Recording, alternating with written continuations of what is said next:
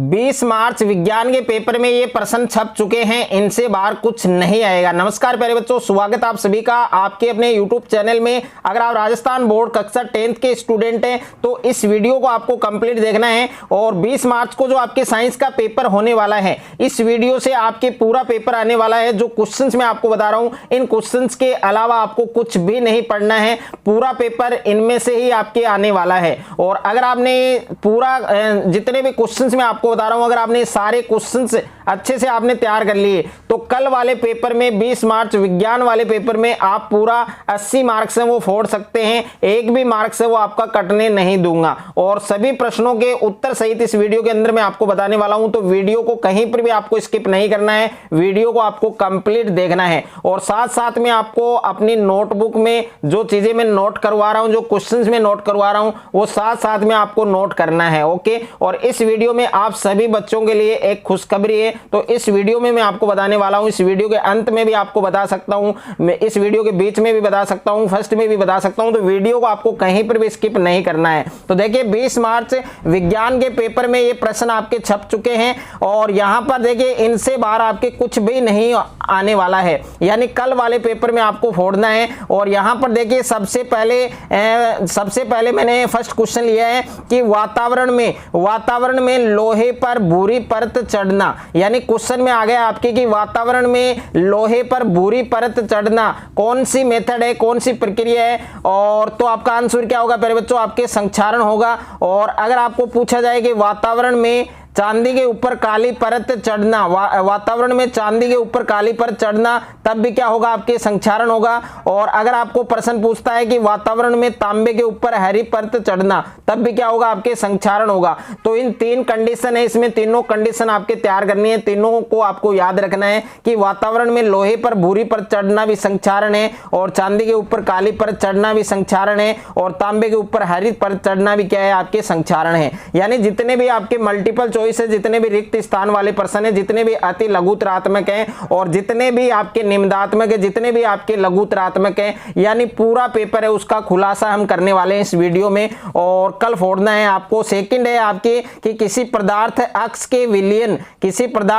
के विलयन का उपयोग सफेदी करने के लिए किया जाता है। यानी कोई पदार्थ है जिसका नाम क्या है, अक्ष, और उस पदार्थ का जो विलयन है, जो सॉल्यूशन है, उसका उपयोग किसमें किया जा रहा है, सफेदी करने के लिए किया जा रहा है। आपको क्या करना है, उस पदार्थ अक्ष का नाम बताना है। तो उस पदार्थ अक्ष का नाम क्या है, भुजा हुआ चूना, या फिर आप कह सकते हैं कैल्शियम ऑक्साइड, जिसका रासायनिक सूत्र है आपके CaO। ये भी आपको ध्यान रखना है। उसके बाद में देखिए नेक्स्ट है आपके कि एक भूरे रंग का चमकदार तत्व है, एक भूरे रंग का चमकदार तत्व है जिसका नाम क्या है, अक्ष, और इसको हम वायु की उपस्थिति में गर्म करते हैं। तो वायु की उपस्थिति में गर्म करने पर वह कैसा हो जाता है, काले रंग का हो जाता है। तो आपको क्या करना है, उस भूरे रंग का जो चमकदार तत्व है, अक्ष है, उसका नाम बताना है। तो भूरे रंग का चमकदार तत्व है, अक्ष, अगर आपको पूछता है तो वो क्या है, आपके कॉपर है, यानी जिसका प्रतीक है Cu। अगर उस काले रंग का यौगिक बनता है, जो काले रंग का यौगिक है,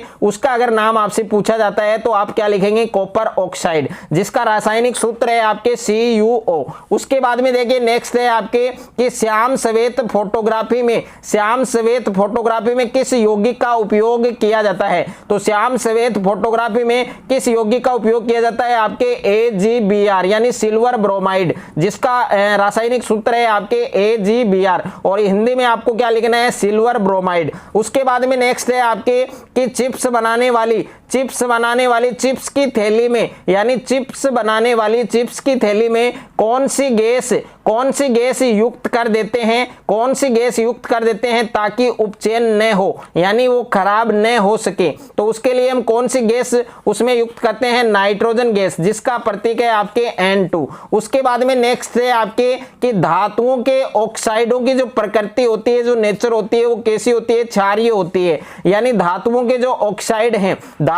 ऑक्साइड हैं उनकी प्रकृति कैसी होती है, क्षारीय होती है। और अधातुओं के जो ऑक्साइड हैं उनकी प्रकृति कैसी होती है, अम्लीय। ये आपको ध्यान रखना है। अगर आपसे पूछा जाए कि धातुओं के ऑक्साइडों की प्रकृति बताइए तो आपको क्षारीय बताना है। अगर आपसे अधातुओं के ऑक्साइडों की प्रकृति पूछा जाए तो आपको क्या लिखना है, आपको अम्लीय बताना है। उसके बाद में नेक्स्ट है आपके कि प्राकृतिक सूचक के उदाहरण। तो प्राकृतिक सूचक के उदाहरण कौन कौन से, एक तो आपके लिटमस है और एक है आपके हल्दी। ओके, और नेक्स्ट है आपके संश्लेषित सूचक, यानी जो मानव निर्मित सूचक है, संश्लेषित सूचक है, वो कौन कौन से हैं आपके, एक तो मेथिल ऑरेंज है और सेकंड है आपके फिनोल्फ्थेलिन। तो इन दोनों नामों को भी आपको अच्छे से याद रखना है। उसके बाद में नेक्स्ट है आपके कि अपच का उपचार।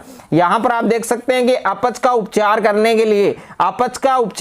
के लिए किस औषधि का उपयोग किया जाता है। तो अपच का उपचार करने के लिए किस औषधि का उपयोग किया जाता है, आपके एंटासिड। ये नाम आपको ध्यान रखना है। और उसके बाद में नेक्स्ट है आपके कि पित्तल मिश्र धातु। जो पित्तल मिश्र धातु है उसके प्रमुख अवयव कौन कौन से हैं। तो पित्तल मिश्र धातु के प्रमुख अवयव हैं आपके, एक तो तांबा है और एक है आपके जस्ता। और नेक्स्ट है आपके कि कांसा। जो कांसा मिश्र धातु है उसके प्रमुख अवयव कौन कौन से हैं, प्रमुख घटक कौन कौन से हैं, एक तो है आपके कॉपर है और एक है आपके टिन। और नेक्स्ट है आपके कि सोल्डर मिश्र धातु जिसका उपयोग वेल्डिंग करने में किया जाता है, उस मिश्र धातु के प्रमुख घटक अवयव कौन कौन से हैं, एक तो है सीसा और एक है आपके टिन। ओके, ये आपको ध्यान रखना है। और तांबा है उसका प्रतीक क्या होता है, Cu कॉपर। और जिंक यानी जस्ता है, इसका प्रतीक क्या होता है, Zn। यहां पर कॉपर की बात करें तो Cu और प्लस टिन दे रखा है तो टिन की जगह आप Sn लिख सकते हैं। और सीसा है इसकी जगह आप Pb लिख सकते हैं,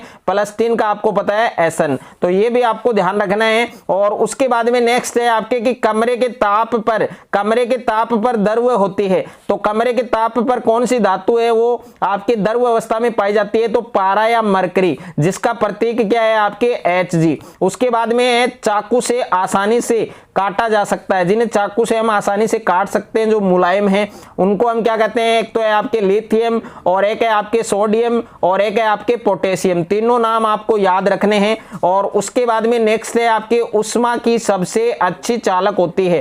तो उष्मा की सबसे अच्छी चालक होती है, उसका नाम क्या है, सिल्वर। यानी ऐसी धातु का नाम बताइए जो उष्मा की सबसे अच्छी चालक होती है, उसको हम क्या कहते हैं, सुचालक कहते हैं। और उस धातु का नाम क्या है, सिल्वर। उसके बाद में नेक्स्ट है आपके कि उष्मा की कुचालक होती है, यानी ऐसी धातु का नाम बताइए जो उष्मा की कुचालक होती है, तो उस धातु का नाम क्या है आपके, लेड या मरकरी। ओके, और नेक्स्ट है आपके कि उत्कृष्ट गैसों के नाम बताइए। अब उत्कृष्ट गैसों के नाम, जिन जो हल्की गैसें हैं, जो नोबल गैसें हैं, उनके आपको नाम बताने हैं। तो एक तो है आपके हीलियम और एक है आपके नियोन, एक है आपके आर्गन और एक और होती है जिनोन। ओके, यानी हीलियम, नियोन और आर्गन। उसके बाद में नेक्स्ट है आपके कि मरकरी पारद के आयस्क, यानी जो क्वेश्चंस प्यारे बच्चों में आपको बता रहा हूं, इन क्वेश्चन से बाहर एक भी क्वेश्चन आपके नहीं आने वाला है। ओके, मरकरी है जिसका नाम है दूसरा पारद या पारा भी कहते हैं, तो इसका एक प्रमुख आयस्क होता है जिसको हम क्या कहते हैं, सीनाबार। और इसका प्रतीक क्या होता है, HgS। ये आपको ध्यान रखना है। उसके बाद में नेक्स्ट है आपके कि एल्केन श्रेणी है। जो एल्केन श्रेणी है उसका सामान्य सूत्र क्या होता है, CnH2n+2। और उसके बाद में है एल्काइन श्रेणी, यानी एल्काइन श्रेणी है उसका सामान्य सूत्र क्या होता है, तो एल्काइन श्रेणी है उसका सामान्य सूत्र होता है आपके CnH2n-2। यानी जो एल्केन श्रेणी है उसका सामान्य सूत्र होता है CnH2n+2 और एल्काइन श्रेणी है उसका सामान्य सूत्र होता है आपके CnH2n-2। और एक है आपके एल्किन श्रेणी, यानी जो एल्किन श्रेणी है उसका सामान्य सूत्र क्या होता है, एल्किन श्रेणी का सामान्य सूत्र होता है आपके CnH2n। ये आपको ध्यान रखना है। उसके बाद में नेक्स्ट है आपके कि बायोगैस या सीएनजी का प्रमुख घटक है। तो बायोगैस या सीएनजी का प्रमुख घटक क्या है आपके, मेथेन। और उसके बाद में बेंजीन का अणुसूत्र। तो बेंजीन का अणुसूत्र सभी बच्चों को ध्यान में रखना है, C6H6। और उसके बाद में है बेंजीन में उपस्थित जो त्रिबंध है उनकी संख्या क्या होती है, तो बेंजीन में उपस्थित त्रिबंधों की संख्या क्या होती है प्यारे बच्चों, 0 होती है, 0 होती है। और उसके बाद में लार में पाया जाने वाला एंजाइम। तो लार में पाया जाने वाला एंजाइम कौन सा है आपके, एमिलेस। क्या कहते हैं, एमिलेस। और उसके बाद में है कि इंसुलिन हार्मोन स्त्रावित करने वाली जो ग्रंथि है, यानी इंसुलिन हार्मोन स्त्रावित करने वाली ग्रंथि का नाम क्या है? अग्नाशय। ये भी आपको ध्यान रखना है। उसके बाद में नेक्स्ट है आपके नर हार्मोन का नाम बताना है प्यारे बच्चों। नर हार्मोन कौन सा है आपके?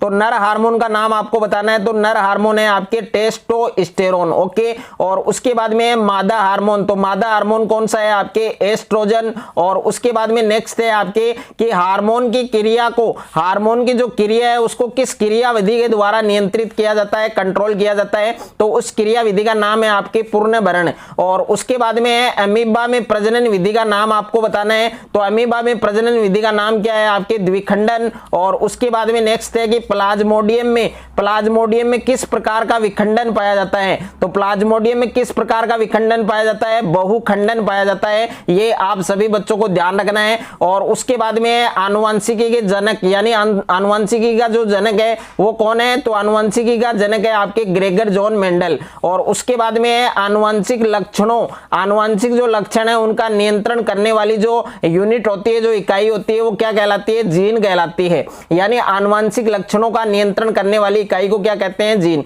उसके बाद में है लेंस सूत्र। तो सभी बच्चों को ये लेंस का फार्मूला याद करना है, 1/f बराबर 1/v माइनस 1/u। उसके बाद में है वायु में प्रकाश की चाल का मान याद रखना है। तो वायु में प्रकाश की चाल का मान क्या होता है? 3 × 10⁸ मीटर प्रति सेकेंड। और उसके बाद में है लेंस की क्षमता का मात्रक। तो लेंस की क्षमता का मात्रक क्या होता है? डायोप्टर, जिसको किससे दर्शाते हैं? डी से दर्शाते हैं। लेंस की जो क्षमता है, लेंस की जो यानी जो पावर ऑफ लेंस है उसकी यूनिट क्या होती है आपके? डायोप्टर, जिसका मात्रक क्या है आपके? डायोप्टर, और उसको डी से दर्शाते हैं। उसके बाद में है आंख की पुतली के आकार को नेत्र का कौन सा भाग है, नेत्र का कौन सा पार्ट है वो कंट्रोल करता है, नियंत्रित करता है? तो आंख की पुतली के आकार को नेत्र का कौन सा भाग नियंत्रित करता है? जिसका नाम है आपकी पारितारिका, या फिर इसको हम आइरिस भी कह सकते हैं। तो आइरिस भी आपको ध्यान में रखना है, आइरिस भी इसको हम कहते हैं, यानी पारितारिका या फिर आइरिस। उसके बाद में नेक्स्ट है कि एक स्वस्थ मनुष्य में सुस्पष्ट दर्शन की न्यूनतम जो दूरी है उसका मान क्या होता है? 25 सेंटीमीटर। यानी एक स्वस्थ मनुष्य है उसमें सुस्पष्ट दर्शन की जो न्यूनतम दूरी है वो क्या होती है? 25 सेंटीमीटर। ओके, और उसके बाद में नेक्स्ट आपके मात्रक। तो ये जितने भी मात्रक बता रहा हूं, जितने भी यूनिट आपको बता रहा हूं, ये सभी यूनिट आपको अच्छे से ध्यान रखने हैं। कुछ तो आपके देखिए किस में आ जाएंगे, कुछ तो आपको वस्तुनिष्ठ में मिल जाएंगे, मल्टीपल में मिल जाएंगे, कुछ आपको रिक्त स्थान में मिल जाएंगे, कुछ आपको अति लघुत्रात्मक में, और जो बड़ा क्वेश्चन आने वाला है सुमेलित करने वाला, उसमें भी ये वाला क्वेश्चन फंस सकता है। तो अच्छे से आपको तैयार करके जाना है। यानी विद्युत आवेश का मात्रक क्या है? विद्युत आवेश का मात्रक है प्यारे बच्चों कूलाम, इसको सी से दर्शाते हैं। विद्युत विभव है और आवेश को क्यू से दर्शाते हैं, और विद्युत विभव है इसको वी से दर्शाते हैं, इसका मात्रक है वोल्ट, और इसको भी वी से दर्शाते हैं। उसके बाद में विद्युत विभवांतर, जिसको वी से दर्शाया जाता है, मात्रक है वोल्ट, इसको भी वी से दर्शाते हैं। उसके बाद में विद्युत धारा को प्यारे बच्चों आई से दर्शाते हैं, इसका मात्रक होता है एम्पियर, जिसको ए से दर्शाते हैं। और विद्युत प्रतिरोध है, इसको हम क्या दर्शाते हैं? आर से, इसका मात्रक है ओम। और उसके बाद में विद्युत ऊर्जा का मात्रक क्या होता है? इसको डब्ल्यू से दर्शाते हैं, इसका मात्रक है किलोवाट घंटा, यानी kWh, और इसको सामान्य बोलचाल भाषा में यूनिट भी कहते हैं। उसके बाद में विद्युत शक्ति, तो विद्युत शक्ति का मात्रक क्या है आपके? वाट। और विशिष्ट प्रतिरोध, या इसका दूसरा नाम है प्रतिरोधकता, इसका मात्रक है प्यारे बच्चों ओम × मीटर। उसके बाद में अगर आपको पूछता है कि विद्युत धारा मापक यंत्र, तो विद्युत धारा मापने वाले यंत्र उपकरण का नाम क्या है? एमीटर। और विद्युत विभवांतर मापने वाले यंत्र का क्या नाम है? वोल्टमीटर।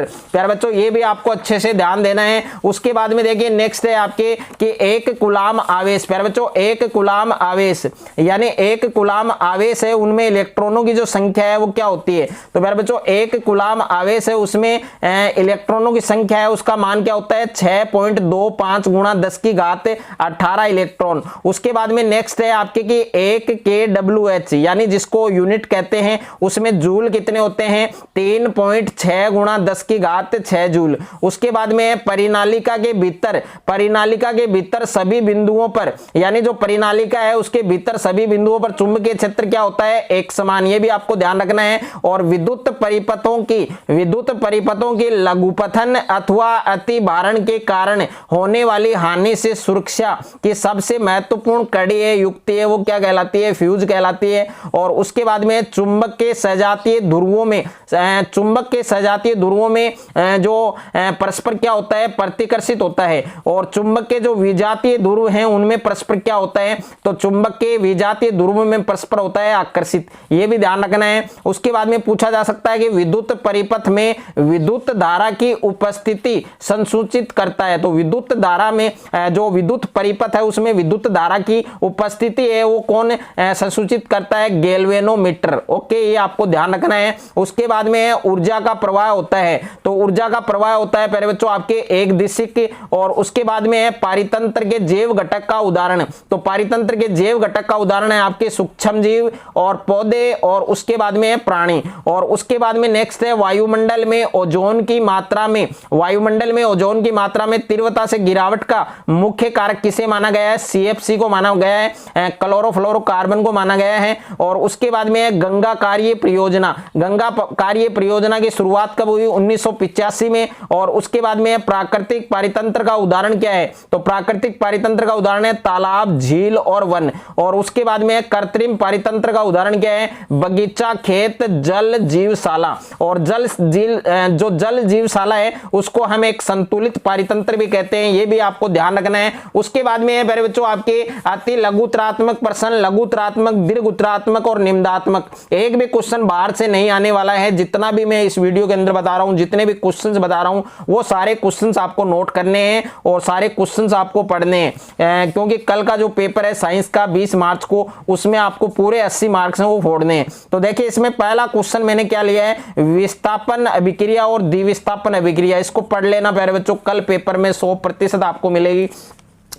एक है आपके विस्थापन अभिक्रिया और एक है आपके द्विविस्थापन अभिक्रिया। यानी विस्थापन अभिक्रिया और द्विविस्थापन अभिक्रिया, इसकी परिभाषा और इसके दो उदाहरण आपको तैयार करने हैं। उसके बाद में रेडॉक्स अभिक्रिया। रेडॉक्स अभिक्रिया में आपको क्या पढ़ना है प्यारे बच्चों, रेडॉक्स अभिक्रिया में आपको इसकी परिभाषा और विद एग्जाम्पल, यानी इसके एग्जाम्पल भी आपको याद करने हैं। और उसके बाद में नेक्स्ट है आपके संक्षारण और विकृत गंधिता। तो संक्षारण और विकृत गंधिता में क्या पढ़ना है, संक्षारण की परिभाषा पढ़नी है और संक्षारण रोकने के कौन कौन से उपाय हैं, इसके उदाहरण क्या हैं, और विकृत गंधिता किसे कहते हैं, इसकी परिभाषा याद करनी है। और विकृत गंधिता रोकने के उपाय कौन कौन से हैं और इसके एग्जाम्पल हैं वो भी आपको याद करने हैं। उसके बाद में जल के विद्युत अपघटन की जो विधि है, इसका नामांकित जो चित्र है वो सबसे ज्यादा इंपॉर्टेंट है, वो याद करना है आपको, जल के विद्युत अपघटन की विधि का नामांकित चित्र। उसके बाद में है प्यारे बच्चों प्रबल अम्ल और दुर्बल अम्ल। तो प्रबल अम्ल और दुर्बल अम्ल दोनों अम्लों की परिभाषा याद करनी है और साथ में एग्जाम्पल हैं वो भी आपको याद करने हैं। उसके बाद में क्रिस्टलन जल, तो क्रिस्टलन जल की परिभाषा याद करनी है और साथ में आपको एग्जाम्पल याद करना है। उसके बाद में धावन soda, baking soda, plaster of Paris और विरंजक चूर्ण, इन सभी के आपको रासायनिक सूत्र याद करने हैं और दो उपयोग याद करने हैं। यानी एक तो धावन सोडा है, एक बेकिंग सोडा, एक प्लास्टर ऑफ पेरिस है, एक विरंजक चूर्ण है, इन सभी के रासायनिक सूत्र और दो उपयोग हैं वो आपको याद करने हैं। उसके बाद में पीएच स्केल। अब देखिए पीएच स्केल में आपको क्या पढ़ना है, तो पीएच स्केल में आपको पीएच स्केल की परिभाषा याद करनी है और जो आपके आसुत जल है, जो उदासीन है, उनके पीएच मान है वो भी आपको याद करने हैं, रक्त का पीएच मान कितना होता है। और उसके बाद में अम्लीय वर्षा, तो अम्लीय वर्षा किसे कहते हैं और इसके कोई दो कुप्रभाव भी आपको याद करने हैं। और उसके बाद में तांबे के विद्युत अपघटनी परिष्करण, यानी तांबा जो कॉपर है, जो तांबा है उसका विद्युत अपघटनी परिष्करण है, उसका नामांकित चित्र है, जो डायग्राम है वो आपको बनाना आना चाहिए। और उसके बाद में उभयधर्मी ऑक्साइड, तो उभयधर्मी ऑक्साइड किसे कहते हैं, इसकी परिभाषा याद करनी है और इसके एग्जाम्पल भी आपको याद करने हैं। उसके बाद में परिभाषा याद करनी है आपको, कौन कौन से पदों की परिभाषा, एक तो आपका खनिज है और एक है आपके अयस्क और उसके बाद में एक है आपके गेंग और एक है आपके एनोड पंख। यानी यहाँ पर 4 पद में आपको बता रहा हूं, एक तो है आपके खनिज और एक है आपके अयस्क और एक है आपके गेंग और एक आपके एनोड। सबसे ज्यादा इंपॉर्टेंट ये है आपके दोनों, ओके, लेकिन 4 बता रहा हूं, चारों को पढ़ना है। उसके बाद में है आपके आयनिक यौगिक, यानी आयनिक यौगिक किसे कहते हैं, इसके क्या एग्जाम्पल है और प्यारे बच्चों इसकी जो विशेषता है, इसके जो गुण हैं वो भी आपको याद करने हैं। ओके, 2 या 3 विशेषता आपको जरूर याद करनी है। उसके बाद में है साबुन व अपमार्जक, यानी साबुन व अपमार्जक में अंतर है वो आपको याद करना है। ये वाला छप चुका है 100% मिलेगा आपको कल वाले पेपर में। उसके बाद में है संकलन अभिक्रिया और प्रतिस्थापन अभिक्रिया, वेरी वेरी इंपॉर्टेंट है, अच्छे से तैयार करके जाना। एक तो संकलन अभिक्रिया किसे कहते हैं और एक आपके प्रतिस्थापन अभिक्रिया किसे कहते हैं, दोनों की परिभाषा और साथ में दोनों का जो उदाहरण है, एग्जाम्पल है, वो भी याद करना है। उसके बाद में ऑक्सीकारक है, इसकी आपको परिभाषा याद करनी है और उदाहरण याद करने हैं। उसके बाद में सहसंयोजी बंध है, इसकी परिभाषा याद करनी है, इसमें केवल आपको सहसंयोजी बंध है उसकी परिभाषा याद करनी है। उसके बाद में एथेनोइक अम्ल है, उसके आपको गुण धर्म याद करने, उसकी विशेषता याद करनी है और कोई 2 या 4 गुण धर्म आपको जरूर याद करने हैं। और एस्टरीकरण अभिक्रिया यानी एस्टरीकरण अभिक्रिया है, इसकी परिभाषा और इसकी जो एक रिएक्शन है, इसका जो उदाहरण है वो आपको अच्छे से तैयार करना है। उसके बाद में प्यारे बच्चों नेक्स्ट है आपके कि तंत्रिका कोशिका जिसको क्या कहते हैं, न्यूरॉन कहते हैं। तो तंत्रिका कोशिका न्यूरॉन का नामांकित चित्र आपको बनाना है और ये इसके कार्य हैं वो भी आपको अच्छे से याद करने हैं।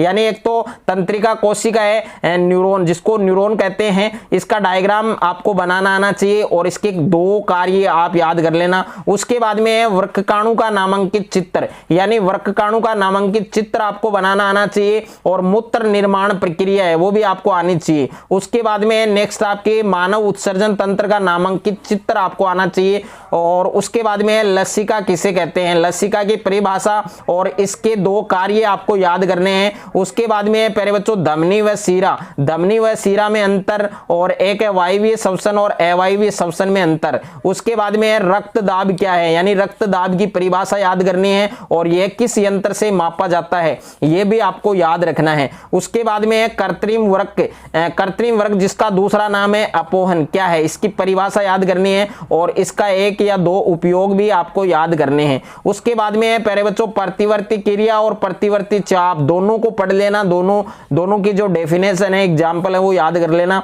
उसके बाद में मानव मस्तिष्क का नामांकित चित्र प्यारे बच्चों मानव मस्तिष्क है, इसका नामांकित चित्र है, ये आपको बनाना आना चाहिए। उसके बाद में प्रकाशानुवर्तन और गुरुत्वानुवर्तन में अंतर, यानी प्रकाशानुवर्तन और गुरुत्वानुवर्तन है, दोनों में आपको इनके बारे में, इन दोनों की परिभाषा और साथ में इसके एग्जाम्पल वगैरह वो आपको याद करने हैं। उसके बाद में एकलिंगी पुष्प क्या होता है, इसके क्या उदाहरण है, और एक है आपके उभयलिंगी पुष्प क्या होता है, इसके क्या उदाहरण है, दोनों इंपॉर्टेंट हैं आपके। उसके बाद में मुकुलन किसे कहते हैं, यानी मुकुलन की परिभाषा याद करनी है आपको। उसके बाद में कायिक प्रवर्धन क्या है, कायिक प्रवर्धन की परिभाषा याद करनी है और एक है आपके इसका लाभ, तो इसका एक लाभ भी आपको याद कर लेना है। उसके बाद में पुनरुद्ध भवन और लैंगिक जनन और अलैंगिक जनन, इन तीनों की प्यारे बच्चों आपको क्या याद करनी है, इन तीनों की आपको परिभाषा याद करनी है। उसके बाद में मादा जनन तंत्र है, उसका नामांकित चित्र आपको आना चाहिए। और उसके बाद में एक संकरण या द्विसंकरण, एक संकरण और द्विसंकरण के बारे में पढ़ लेना।